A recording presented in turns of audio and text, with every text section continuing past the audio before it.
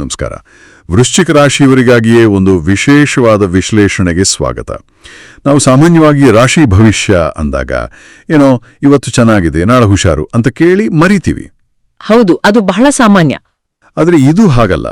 ನಮ್ಮ ಕೈಲಿರೋ ಜ್ಯೋತಿಷ್ಯದ ಮೂಲಗಳು ಫೆಬ್ರವರಿ 6, 7, 8 ಮತ್ತು 9 ಈ 4 ದಿನಗಳ ಬಗ್ಗೆ ಬಹಳ ಆಳವಾದ ಒಂದು ಚಿತ್ರಣವನ್ನು ಕೊಡ್ತಿವೆ. ಖಂಡಿತ.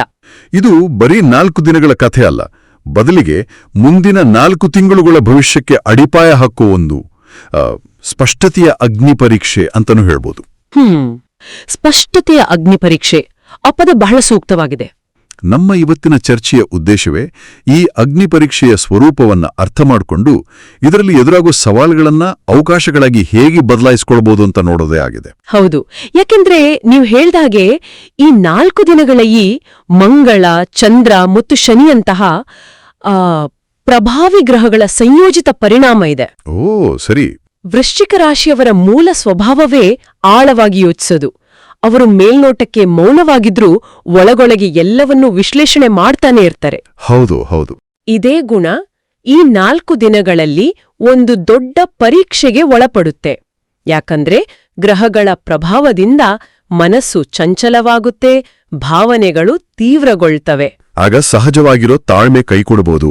ಖಂಡಿತ. ಅವರ ಸಹಜವಾದ ವಿಶ್ಲೇಷಣಾ ಸಾಮರ್ಥ್ಯ, ತಾಳ್ಮೆ ಎಲ್ಲವೂ ಕೈಕೊಡೋ ಸಾಧ್ಯತೆ ಇರುತ್ತೆ. ಇದೊಂದು ರೀತಿ ಶಾಂತವಾದ ಸಮುದ್ರದಲ್ಲಿ ಇದ್ದಕ್ಕಿದ್ದಂತೆ ಬಿರುಗಾಳಿ ಎದ್ದಾಗೆ. ಆ ಬಿರುಗಾಳಿಯ ಆರಂಭ ಹೇಗಿರುತ್ತೆ ಹಾಗಾದ್ರೆ? ಈ 4 ದಿನಗಳ ಕಥೆ ಎಲ್ಲಿಂದ ಶುರುವಾಗುತ್ತೆ? ನಮ್ಮ ಮೂಲಗಳ ಪ್ರಕಾರ ಫೆಬ್ರವರಿ 6ನೇ ತಾರೀಕು ಒಂದು ರೀತಿಯ ಆಂತರಿಕ ಚಡಪಡಿಕೆಯಿಂದ ಶುರುವಾಗುತ್ತೆ ಅಲ್ವಾ? ಖಂಡಿತ.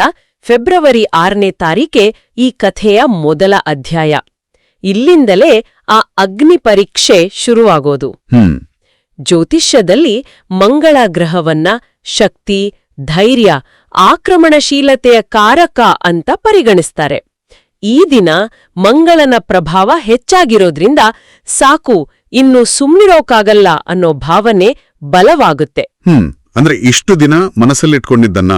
ಹೌದು, ಮನಸ್ಸಲ್ಲೇ ಇಟ್ಕೊಂಡಿದ್ದ ವಿಷಯಗಳನ್ನ ಧೈರ್ಯವಾಗಿ ಹೊರಹಾಕಬೇಕು, ಏನಾದ್ರೂ ಬದಲಾವಣೆ ತರಲೇಬೇಕು ಅನ್ನೋ ಒಂದು ತೀವ್ರವಾದ ತುಡಿತ ಶುರುವಾಗುತ್ತೆ. ಇದು ಒಂದು ಕುತೂಹಲಕಾರಿ ತಿರುವು ಇದೆ ಅಂತ ನಮ್ಮ ಮೂಲಗಳು ಹೇಳ್ತವೆ.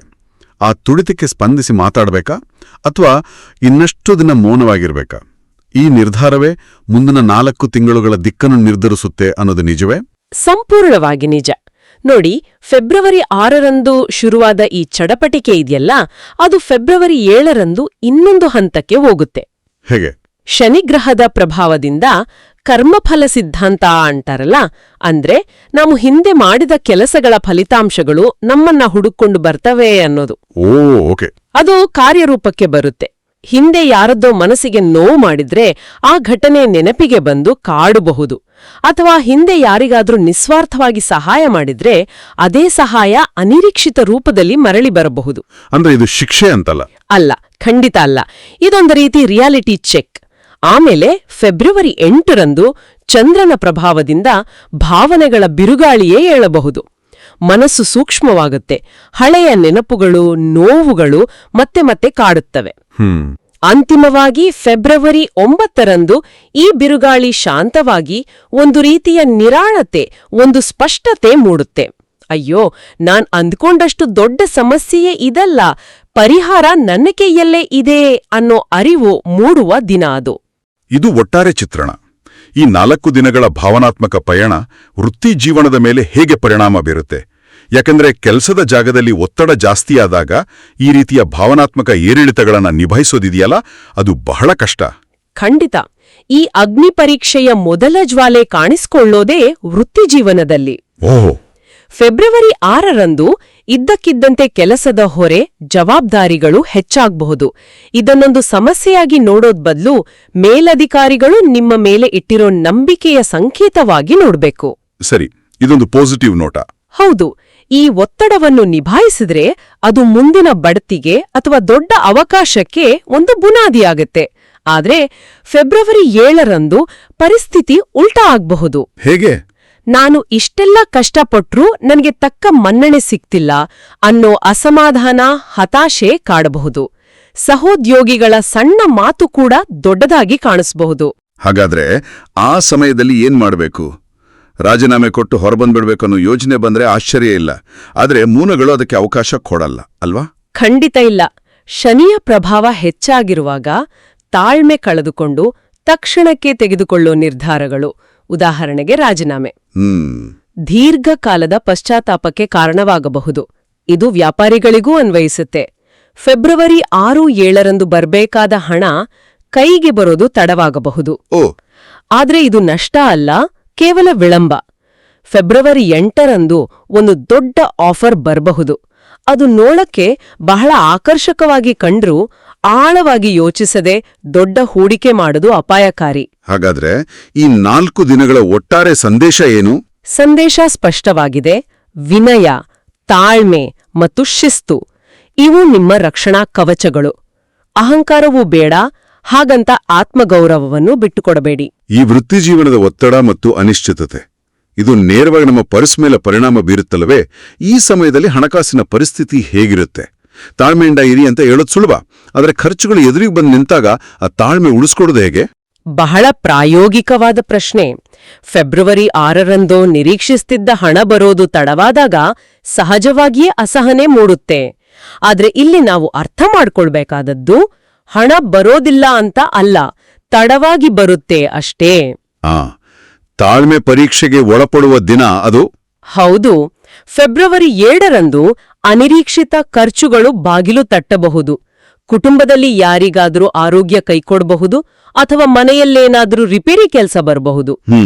ಈ ಸಮಯದಲ್ಲಿ ಭಾವನಾತ್ಮಕವಾಗಿ ಯೋಚಿಸಿ ಯಾರಿಗೂ ಸಾಲ ಕೊಡೋದು ಅಥವಾ ಹಣದ ಭರವಸೆ ನೀಡೋದು ಒಳ್ಳೆಯದಲ್ಲ. ಅಂದ್ರೆ ಹಣಕಾಸಿನ ವಿಷಯದಲ್ಲಿ ಬಹಳ ಕಠಿಣವಾಗಿರಬೇಕಾದ ಸಮಯವಿದು.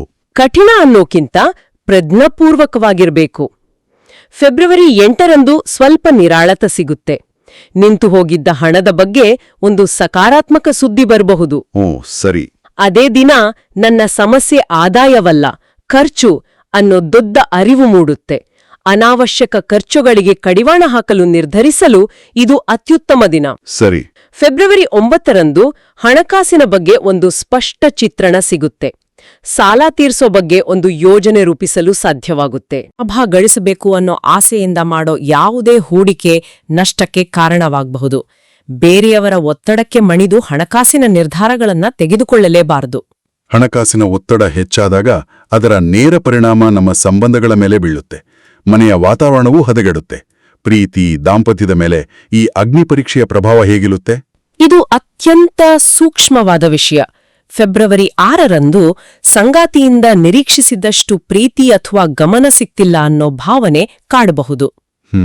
ಫೆಬ್ರವರಿ 7ರಂದು ಈ ಸಣ್ಣ ಅತೃಪ್ತಿಯೇ ದೊಡ್ಡ ಜಗಳಕ್ಕೆ ಕಾರಣವಾಗಬಹುದು. ಇಲ್ಲಿ ಹಳೆಯ ವಿಷಯಗಳನ್ನ ಕೆದಕೋ ಸಾಧ್ಯತೆ ಹೆಚ್ಚು. ಅದು ಅಪಾಯಕಾರಿ. ಹೌದು. ನಮ್ಮ ಮೂಲಗಳು ಇಲ್ಲಿ ಕೊಡೋ ಎಚ್ಚರಿಕೆ ಬಹಳ ಸುಂದರವಾಗಿದೆ. ಹಳೆಯದನ್ನು ಕೆದಕಿದರೆ ನೋವು ಮಾತ್ರ ಸಿಗುತ್ತದೆ, ಪರಿಹಾರವಲ್ಲ. ಇದು ಆ ಟಿವಿ ರಿಮೋಟ್ಸ್ ಜಗಳದ ಹಾಗೆ. ಅಂದ್ರೆ ಜಗಳ ರಿಮೋಟ್ಗಾಗಿ ಇರೋದಿಲ್ಲ, ಅದರ ಹಿಂದಿರೋ ನಿಯಂತ್ರಣದ ಭಾವನೆಗಾಗಿ ಇರುತ್ತೆ. ಇಲ್ಲಿ ಕೂಡ ಹಳೆಯ ವಿಷಯಗಳು ಆ ರಿಮೋಟ್ ಇದ್ದ ಹಾಗೆ. ಫೆಬ್ರವರಿ 8ರಂದು ಭಾವನೆಗಳ ತೀವ್ರತೆ ಉತ್ತುಂಗದಲ್ಲಿರುತ್ತೆ ಅಂತ ನೀವು ಮೊದಲೇ ಹೇಳಿದ್ರಿ. ಅಂದ್ರೆ ಸಂಬಂಧಗಳು ಮುರಿದು ಹೋಗೋ ಹಂತಕ್ಕೂ ತಲುಪಬಹುದಾ? ಸಾಧ್ಯತೆ ಇದೆ. ಈ ಸಂಬಂಧದಲ್ಲಿ ಮುಂದುವರೆಬೇಕೇ ಬೇಡವೆ ಅನ್ನೋ ಗಂಭೀರವಾದ ಅನುಮಾನಗಳು ಕೂಡ ಮೂಡಬಹುದು. ಆದರೆ ಇದು ಗ್ರಹಗಳ ಪ್ರಭಾವದಿಂದ ಉಂಟಾದ ತಾತ್ಕಾಲಿಕ ಭಾವನೆಗಳಾಗಿರಬಹುದು ಅನ್ನೋದನ್ನ ಮರೆಯಬಾರದು. ಹಾಗಾಗಿ ಯಾವುದೇ ಅಂತಿಮ ನಿರ್ಧಾರಗಳನ್ನ ತೆಗೆದುಕೊಳ್ಳೋಕೆ ಇದು ಸರಿಯಾದ ಸಮಯ ಅಲ್ಲ. ಸ್ವಲ್ಪ ಸಮಯ ಕೊಡಬೇಕು. ಹೌದು, ಸ್ವಲ್ಪ ಸಮಯ ಕೊಟ್ರೆ ಫೆಬ್ರವರಿ 9ರಂದು ಪರಿಸ್ಥಿತಿ ತಿಳಿಯಾಗುತ್ತೆ. ಪ್ರಾಮಾಣಿಕವಾಗಿ, ಮುಕ್ತವಾಗಿ ಮಾತಾಡಿದ್ರೆ ಸಂಬಂಧ ಇನ್ನಷ್ಟು ಗಟ್ಟಿಯಾಗುತ್ತೆ. ಈ ಅವಧಿಯ ಪಾಠ ಸ್ಪಷ್ಟವಾಗಿದೆ. ಪ್ರೀತಿಯಲ್ಲಿ ನಿಯಂತ್ರಣಕ್ಕಿಂತ ನಂಬಿಕೆ ಮುಖ್ಯ, ಅನುಮಾನಕ್ಕಿಂತ ಅರ್ಥ ಮಾಡ್ಕೊಳ್ಳೋದು ಮುಖ್ಯ. ಸಂಬಂಧಗಳು ಒಂದಾಗ ಕುಟುಂಬವೂ ಸೇರುತ್ತೆ. ಇಷ್ಟು ದಿನ ಮನೆಯಲ್ಲಿ ಒಂದು ರೀತಿಯ ಮೌನವಾದ ಉದ್ವಿಗ್ನತೆ ಇರುತ್ತಲ್ಲ, ಅದು ಈ ಸಮಯದಲ್ಲಿ ಸ್ಫೋಟಗೊಳ್ಳುವ ಸಾಧ್ಯತೆ ಇದೆಯಾ? ಹೌದು, ಆ ಸಾಧ್ಯತೆ ದಟ್ಟವಾಗಿದೆ. ಫೆಬ್ರವರಿ 6ರಂದು ಕುಟುಂಬದ ಎಲ್ಲ ಜವಾಬ್ದಾರಿ ನನ್ಮೇಲೆಯೇ ಇದೆ, ನಾನೊಬ್ನೇ ಅಥವಾ ನಾನೊಬ್ಳೇ ಎಲ್ಲವನ್ನೂ ನಿಭಾಯಿಸಬೇಕು ಅನ್ನೋ ಮಾನಸಿಕ ದಣಿವು ಕಾಡಬಹುದು. ಫೆಬ್ರವರಿ 7ರಂದು ಫಿಲಿಯರೊಂದಿಗೆ ಮಾತಾಡುವಾಗ ತಾಳ್ಮೆ ಬಹಳ ಮುಖ್ಯ. ಅವರ ಮಾತುಗಳು ಟೀಕೆಯಂತೆ ಕೇಳಬಹುದು. ಆಗೆಲ್ಲ ಕುಟುಂಬದಲ್ಲಿ ವಾದ ಮಾಡಿ ಗೆಲ್ಲೋದಕ್ಕಿಂತ ಶಾಂತಿಯಿಂದ ಸೋಲುವುದೇ ಲೇಸು ಅನ್ನೋ ಮನೋಭಾವ ಬೇಕಾಗತ್ತೆ. ಫೆಬ್ರವರಿ 8ರಂದು ಆ ಹಳೆಯ ವಿಷಯಗಳು ಮತ್ತೆ ಚರ್ಚೆಗೆ ಬರ್ಬೋದು ಅಂತ ಹೇಳಲಾಗಿದೆಯಲ್ಲ, ಅದು ಕುಟುಂಬದ ವಿಚಾರದಲ್ಲೂ ನಡೆಯುತ್ತಾ? ಖಂಡಿತ. ಹಿಂದೆ ತೆಗೆದುಕೊಂಡ ನಿರ್ಧಾರಗಳು, ಆಸ್ತಿ ಪಾಲು ಅಥವಾ ಯಾವುದೋ ಹಳೆಯ ಮನಸ್ತಾಪಗಳು ಮತ್ತೆ ಚರ್ಚೆಗೆ ಬರಬಹುದು. ಇದು ಕೇಳೋಕೆ ಅಹಿತಕರವೆನಿಸಿದರು. ಅದರಿಂದ ಒಂದು ಒಳ್ಳೇದಾಗತ್ತೆ. ಹೌದು, ಮನಸ್ಸಿನಲ್ಲಿ ಹುದುಗಿದ್ದ ವಿಷಯಗಳು ಹೊರಬರಲು ಇದೊಂದು ಅವಕಾಶ.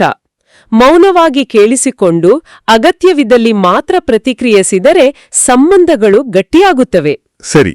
ಫೆಬ್ರವರಿ 9ರ ಹೊತ್ತಿಗೆ ಮನೆಯ ವಾತಾವರಣ ಸ್ವಲ್ಪ ಶಾಂತವಾಗುತ್ತೆ.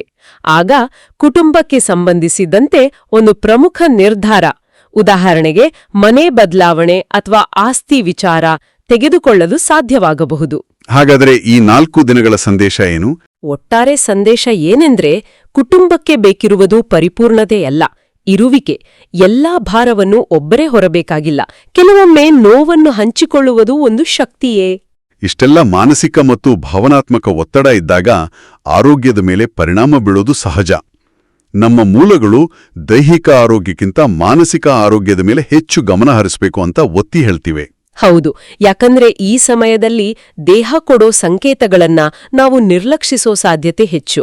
ಫೆಬ್ರವರಿ 6ರಂದು ಕಾರಣವಿಲ್ಲದೆ ಸುಸ್ತಾಗೋದು, ರಾತ್ರಿ ನಿದ್ದೆ ಬಾರ್ದಿರೋದು, ಇವೆಲ್ಲವೂ ಮಾನಸಿಕ ಒತ್ತಡದ ಲಕ್ಷಣಗಳು. ಸ್ಪಷ್ಟ ಲಕ್ಷಣಗಳು. ಫೆಬ್ರವರಿ 7ರಂದು ತಲೆನೋವು, ಹೊಟ್ಟೆ ಉರಿ ಅಥವಾ ರಕ್ತದೊತ್ತಡದಲ್ಲಿ ಏರುಪೇರಾಗುವಂತಹ ಸಣ್ಣಪುಟ್ಟ ಲಕ್ಷಣಗಳನ್ನು ಗಂಭೀರವಾಗಿ ಪರಿಗಣಿಸಬೇಕು. ಹೊರಗಿನ ಊಟವನ್ನು ಆದಷ್ಟು ತಪ್ಪಿಸೋದು ಒಳ್ಳೆಯದು. ಫೆಬ್ರವರಿ 8ರಂದು ಭಾವನೆಗಳ ತೀವ್ರತೆಯಿಂದ ಮಾನಸಿಕ ಹೊರೆ ಹೆಚ್ಚಾಗ್ತಾ ಅಂತ ಹೇಳ್ರಿ. ಅದರ ಸಕಾರಾತ್ಮಕ ಮುಖವೂ ಇದೆಯಾ? ಖಂಡಿತ ಇದೆ. ಆ ದಿನ ನನಗೆ ನಿಜವಾಗಿಯೂ ನೋವು ಕೊಡ್ತಿರೋ ವಿಷಯ ಯಾವುದು ಅಂತ ನಿಖರವಾಗಿ ಗುರ್ತಿಸಲು ಸಾಧ್ಯವಾಗುತ್ತೆ. ಇದೊಂದು ರೀತಿ ಸೆಲ್ಫ್ ಡಯಾಗ್ನೋಸಿಸ್ ಇದ್ದಾಗೆ. ಒಮ್ಮೆ ಸಮಸ್ಯೆಯ ಮೂಲ ಗೊತ್ತಾದ್ರೆ ಪರಿಹಾರ ಸುಲಭ. ಫೆಬ್ರವರಿ 9ರಂದು ಆರೋಗ್ಯದಲ್ಲಿ ಸ್ವಲ್ಪ ಸುಧಾರಣೆ ಕಾಣಿಸುತ್ತೆ. ಬೆಳಗ್ಗೆ ಬೇಗ ಎದ್ದು ನಡೆಯೋದು, ಸಮಯಕ್ಕೆ ಸರಿಯಾಗಿ ಊಟ ಮಾಡೋದು, ಇಂಥ ಸಣ್ಣ ಉತ್ತಮ ಅಭ್ಯಾಸಗಳನ್ನ ಶುರು ಮಾಡೋಕೆ ಇದು ಅತ್ಯುತ್ತಮ ದಿನ. ಈ ದಿನ ಶುರು ಮಾಡಿದ್ರೆ ಅದು ಮುಂದುವರಿಯುತ್ತಾ? ಹೌದು, ಈ ದಿನ ಶುರು ಮಾಡಿದ ಅಭ್ಯಾಸಗಳು ದೀರ್ಘಕಾಲ ಉಳಿತವೆ. ಇಲ್ಲಿರೋ ಪ್ರಮುಖ ತಿಳುವಳಿಕೆ ಏನಂದ್ರೆ, ದೇಹವು ದೊಡ್ಡ ಸಮಸ್ಯೆಗೆ ಸಿಲುಕೋ ಮೊದಲು ಸಣ್ಣ ಸಣ್ಣ ಸಂಕೇತಗಳನ್ನ ಕೊಡ್ತಿರುತ್ತೆ. ಆ ಸಂಕೇತಗಳನ್ನ ಕೇಳಿಸ್ಕೊಳ್ಳೋ ಕಲೆ ಈ ಸಮಯದಲ್ಲಿ ಬಹಳ ಮುಖ್ಯ. ಇಷ್ಟೆಲ್ಲ ಮಾನಸಿಕ ಒತ್ತಡದಲ್ಲಿರುವಾಗ ನಮ್ಮ ಗ್ರಹಿಕೆ ಕೂಡ ಬದಲಾಗುತ್ತೆ. ಸಾಮಾನ್ಯವಾಗಿ ಕಾಣೋ ಘಟನೆಗಳು ಕೂಡ ದೊಡ್ಡದಾಗಿ ಕಾಣಬಹುದು. ಇದೇ ಸಮಯದಲ್ಲಿ ಕೆಲವು ಅನಿರೀಕ್ಷಿತ ಘಟನೆಗಳು ನಡೆಯೋ ಸಾಧ್ಯತೆ ಇದೆ ಎಂದು ನಮ್ಮ ಮೂಲಗಳು ಹೇಳುತ್ತವೆ, ಅಲ್ವೇ? ಹೌದು. ವೃಶ್ಚಿಕ ರಾಶಿಯವರ ಜೀವನದಲ್ಲಿ ಬದಲಾವಣೆಗಳು ಸಾಮಾನ್ಯವಾಗಿ ಸದ್ದಿಲ್ಲದೆ ಅನಿರೀಕ್ಷಿತವಾಗಿ ನಡೆಯುತ್ತವೆ. ಫೆಬ್ರವರಿ 6ರಂದು ಒಂದು ಅನಿರೀಕ್ಷಿತ ಸುದ್ದಿ ಅಥವಾ ಮಾಹಿತಿ ಬರಬಹುದು. ತಕ್ಷಣ ಪ್ರತಿಕ್ರಿಯಿಸಬಾರದು. ಖಂಡಿತ. ಅದಕ್ಕೆ ತಕ್ಷಣ ಪ್ರತಿಕ್ರಿಯಿಸೋ ಬದಲು ಒಂದು ದಿನ ಸಮಯ ತೆಗೆದುಕೊಂಡು ಯೋಚಿಸಿದ್ರೆ ಅದರಿಂದ ಲಾಭ ಪಡೆಯೋ ದಾರಿ ಕಾಣಿಸುತ್ತೆ. ಫೆಬ್ರವರಿ 7ರಂದು ಅನಿರೀಕ್ಷಿತವಾಗಿ ಯಾರನ್ನಾದ್ರೂ ಭೇಟಿಯಾಗೋ ಅಥವಾ ಹಳೆ ಸ್ನೇಹಿತರೊಂದಿಗೆ ಮಾತಾಡೋ ಸಂದರ್ಭ ಬರಬಹುದು. ಓಕೆ. ಫೆಬ್ರವರಿ 8ರಂದು ಬಹಳ ದಿನಗಳಿಂದ ತಪ್ಪಿಸಿಕೊಳ್ತಿದ್ದ ಒಂದು ವಿಷಯವನ್ನ ಎದುರಿಸಲೇಬೇಕಾದ ಪರಿಸ್ಥಿತಿ ಬರಬಹುದು. ಅದು ಒಂದು ಕಠಿಣ ನಿರ್ಧಾರವಾಗಿರಬಹುದು ಅಥವಾ ಒಂದು ದೊಡ್ಡ ಜವಾಬ್ದಾರಿಯಾಗಿರಬಹುದು. ಅಂದ್ರೆ ತಪ್ಪಿಸ್ಕೊಳ್ಳೋಕೆ ಸಾಧ್ಯವೇ ಇಲ್ಲ. ಆದ್ರೆ ಫೆಬ್ರವರಿ 9ರಂದು ಒಂದು ಅನಿರೀಕ್ಷಿತ ಪರಿಹಾರ ಕಾಣಿಸುತ್ತೆ ಅಂತಲೂ ಹೇಳಲಾಗಿದೆಯಲ್ಲ? ಹೌದು. ಫೆಬ್ರವರಿ 9ರಂದು ಎಲ್ಲವೂ ನಮ್ಮ ನಿಯಂತ್ರಣದಲ್ಲಿರ್ಬೇಕಾಗಿಲ್ಲ ಅನ್ನೋ ಅರಿವು ಮೂಡುತ್ತೆ. ಈ ಅನಿರೀಕ್ಷಿತ ಘಟನೆಗಳ ಜೊತೆಗೆ ನಮ್ಮ ಮೂಲಗಳು ದೈವಿಕ ಸಂಕೇತಗಳ ಬಗ್ಗೆಯೂ ಗಮನಹರಿಸಲು ಹೇಳ್ತವೆ. ಈ 4 ದಿನಗಳಲ್ಲಿ ಒಂದೇ ಸಂಖ್ಯೆ ಅಥವಾ ಒಂದೇ ಮಾತು ಪದೇ ಪದೇ ಕಾಣಿಸ್ಕೊಳ್ಳೋದು, ಕೇಳಿಸೋದು ನಡಿಬಹುದು. ಅದೊಂದು ಸಂಕೇತ. ಹೌದು, ಅದು ಮುಂಬರುವ ದಿನಗಳಲ್ಲಿ ಆ ವಿಷಯ ಪ್ರಾಮುಖ್ಯತೆ ಪಡೆಯಲಿದೆ ಅನ್ನೋದರ ಸಂಕೇತ. ವಿಶೇಷವಾಗಿ ಫೆಬ್ರವರಿ 8ರಂದು ಕನಸಿನಲ್ಲಿ, ಆಲೋಚನೆಯಲ್ಲಿ ಅಥವಾ ಬೇರೆಯವರ ಮಾತಿನಲ್ಲಿ ಒಂದು ಪ್ರಮುಖ ದೈವಿಕ ಸೂಚನೆ ಸಿಗಬಹುದು.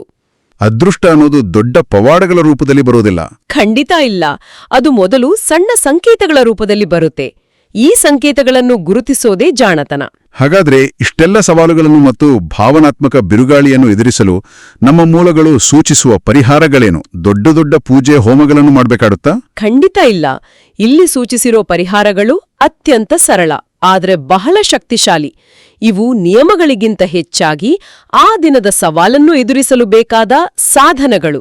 ಓಕೆ, ಉದಾಹರಣೆಗೆ ಫೆಬ್ರವರಿ 6ರಂದು ಆಂತರಿಕ ಚಡಪಟೆ ಹೆಚ್ಚಾಗಿರೋದ್ರಿಂದ ಶಾಂತಿಯನ್ನು ಕಾಪಾಡಿಕೊಳ್ಳೋದು ಒಂದು ಉಪಯುಕ್ತ ಸಾಧನವಾಗಬಹುದು. ಬೆಳಿಗ್ಗೆ ಎದ್ದ ತಕ್ಷಣ 5 ನಿಮಿಷ ಮೌನವಾಗಿ ಕುಳಿತು ಉಸಿರಾಟವನ್ನು ಗಮನಿಸೋದು. ಅನಗತ್ಯವಾದಗಳಿಂದ ದೂರವಿರುವುದು. ಹೌದು, ಇಷ್ಟೇ ಸಾಕು. ಫೆಬ್ರವರಿ 7ರಂದು ಕರ್ಮಫಲದ ದಿನವಾಗಿರೋದ್ರಿಂದ ದಾನ ಅಥವಾ ಸಣ್ಣ ಸಹಾಯ ಮಾಡೋದು ಸಕಾರಾತ್ಮಕ ಶಕ್ತಿಯನ್ನು ಹೆಚ್ಚಿಸುತ್ತೆ. ಅದು ಹಣದ ರೂಪದಲ್ಲೇ ಇರಬೇಕೆಂದಿಲ್ಲ. ಹಸಿದವರಿಗೆ ಒಂದು ಹೊತ್ತಿನ ಊಟ ಕೊಡೋದು ಕೂಡ ಶ್ರೇಷ್ಠ ದಾನವೇ. ಫೆಬ್ರವರಿ 8 ಮತ್ತು 9ರ ಪರಿಹಾರಗಳೇನು? ಫೆಬ್ರವರಿ 8ರಂದು ಭಾವನೆಗಳ ಹೊರೆ ಹೆಚ್ಚಾಗಿರೋದ್ರಿಂದ ಪರಿಹಾರ ಆಂತರಿಕ ಶುದ್ಧೀಕರಣ, ಅಂದ್ರೆ ಹಳೆಯ ನೋವುಗಳು, ತಪ್ಪು ತಿಳುವಳಿಕೆಗಳನ್ನ ಮನಸ್ಸಿನಿಂದ ಬಿಟ್ಟು ಬಿಡೋದು. ಒಂದು ರೀತಿಯ ಡಿಕ್ಲಟರಿಂಗ್. ಹೌದು, ನೋವು ಕೊಡುವ ಈ ವಿಷಯವನ್ನು ಇನ್ನು ಮುಂದೆ ನಾನು ಹೊತ್ತುಕೊಂಡು ತಿರುಗುವುದಿಲ್ಲ ಅಂತ ಸ್ವಯಂ ನಿರ್ಧಾರ ಮಾಡೋದು. ಅಂತಿಮವಾಗಿ ಫೆಬ್ರವರಿ 9ರಂದು ಸ್ಪಷ್ಟತೆ ಮೂಡೋದ್ರಿಂದ ಪರಿಹಾರ ಶಿಸ್ತು, ಸಮಯಕ್ಕೆ ಸರಿಯಾಗಿ ಏಳೋದು, ಊಟ ಮಾಡೋದು ಮತ್ತು ಕೊಟ್ಟ ಮಾತನ್ನು ಉಳಿಸಿಕೊಳ್ಳೋದು.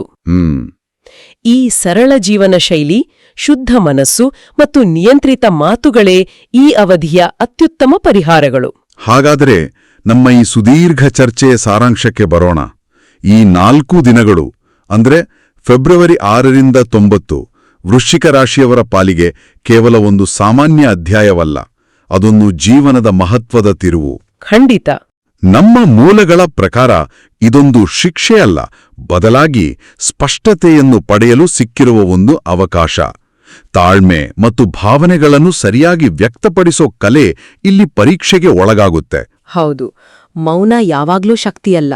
ಕೆಲವೊಮ್ಮೆ ಸರಿಯಾದ ಸಮಯದಲ್ಲಿ ಮಾತಾಡೋದು ಕೂಡ ಒಂದು ಶಕ್ತಿಯೇ ಎಂಬುದನ್ನು ಈ ದಿನಗಳು ಕಲಿಸ್ತವೆ.